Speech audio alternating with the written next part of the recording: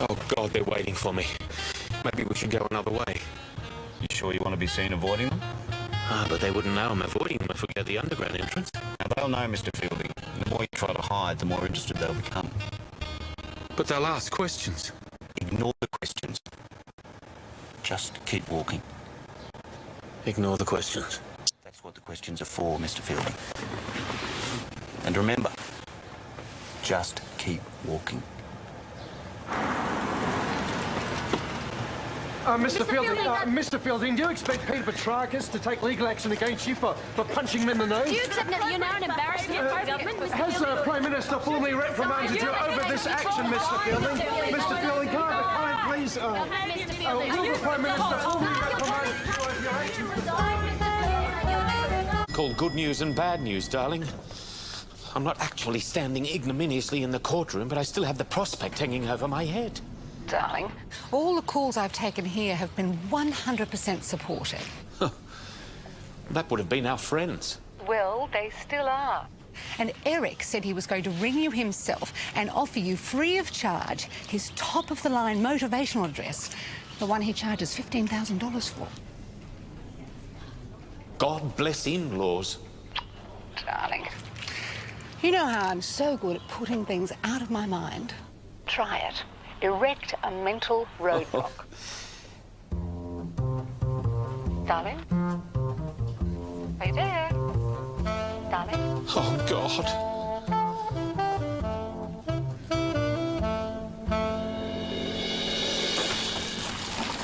Why haven't I heard from the police? Why haven't I been charged with assault? Who knows? Maybe Petrakis is just letting you stew a little. Oh. I can't imagine what the Prime Minister's thinking. Look, if it's being in the poo with the Prime Minister that you're worried he about... looks at me and sees a portaloo. He doesn't. He does. Doesn't. Doesn't he? Of course he doesn't. He's got bigger issues to worry about, like how to turn a humanitarian crisis into a voting winner. Prime Ministers never forgive. Oh, no, no. My father told me that, and he ought to know. He served under 4 of them. Even on their deathbeds, they'll hold it against you. What's that? Say again?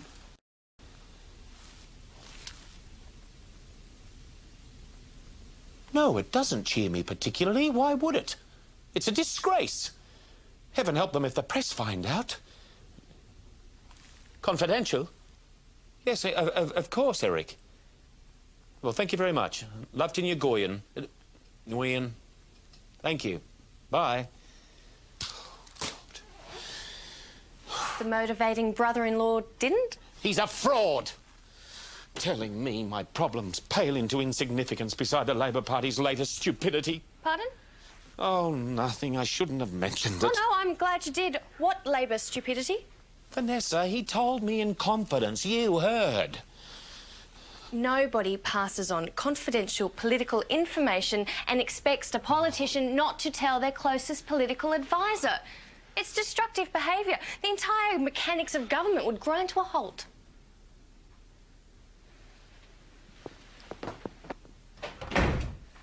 These walls, no further.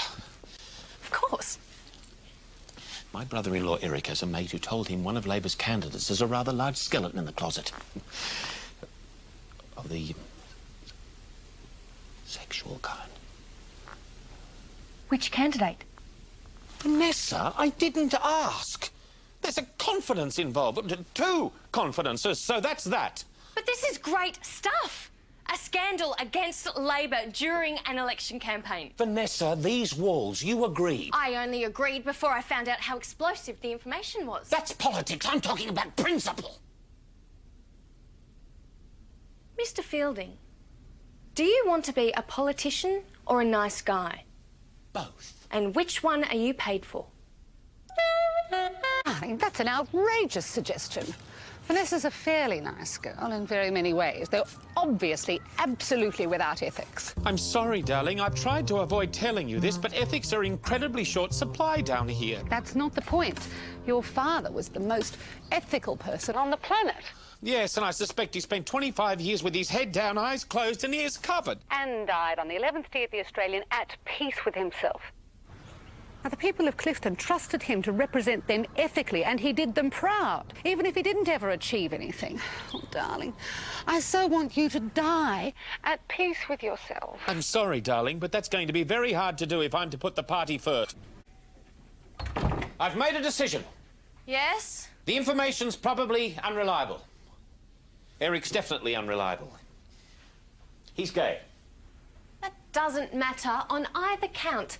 All we need is a headline to break up Labor's momentum. Oh, Vanessa. We just need the name of the candidate. Details, times, places. I can't ring Eric back. Surely the news will get out anyway. Yes. Well, someone's going to leak it. Absolutely, certainly, by which time it will cease to be your ticket out of the sewer. Oh.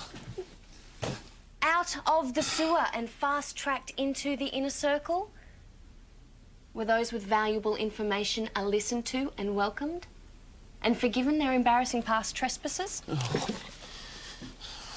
More importantly, as you know, our party is currently divided into two inner circles, Methodist and Baptist. Methodist and Baptist? Howard and Costello.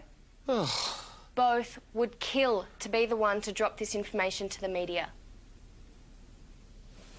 To one-up the other. So we just give the story to whoever offers you the best deal. And I'm thinking junior ministry. Ministry? Junior, one step at a time. Where are you going?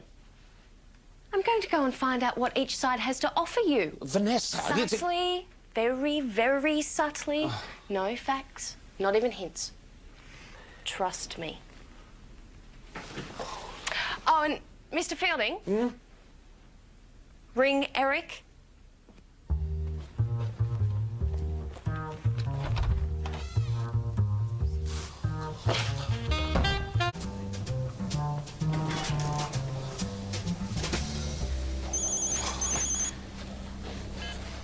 Oh, Vanessa, I've been looking for you everywhere. Where are you?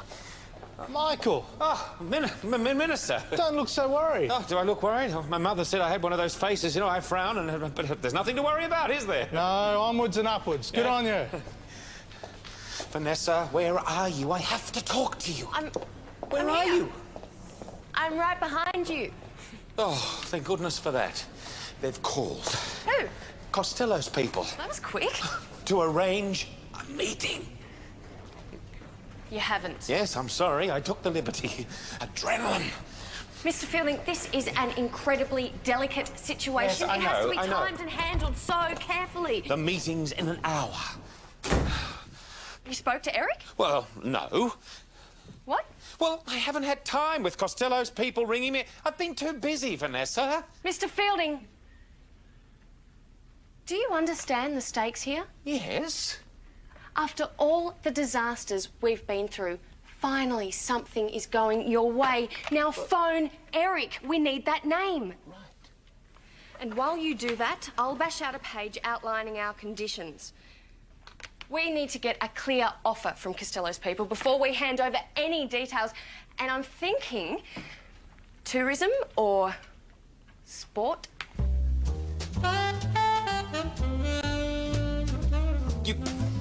You really think Costello's people might be interested in me? Maybe. Or maybe they're just desperate.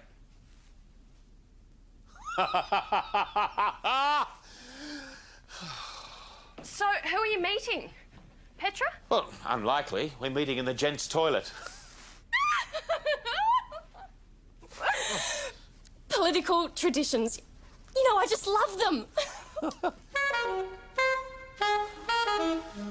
Sport. What do you mean Eric doesn't know the name? I tried, Vanessa. We need to know a name. Eric said his friend wouldn't tell him. With nothing to trade, we are going to look like idiots. Well, maybe we should cancel the meeting. You know, I was really looking forward to the Ministry of Sport. No, go to the meeting. What? Lock in their offer, but stall on the name. I'll be back when I can. But where are you going?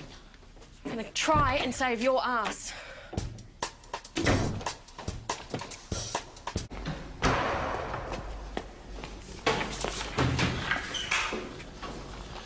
Punctuality. I like that in an undercover agent. Sorry. This all makes me feel like Maxwell Smart or something.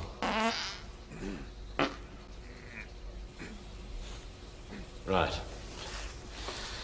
Well, Vanessa's already done the spade work here. She's going to provide, well, I'll provide further details soon. But first, we need to settle the terms of the agreement.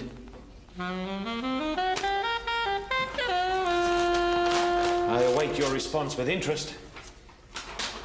It goes without saying.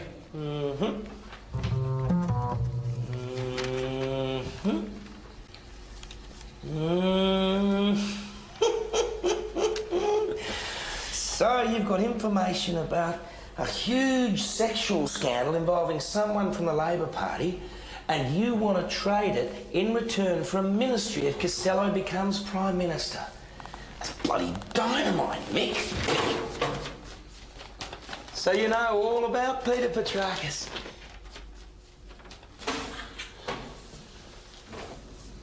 Petrakis.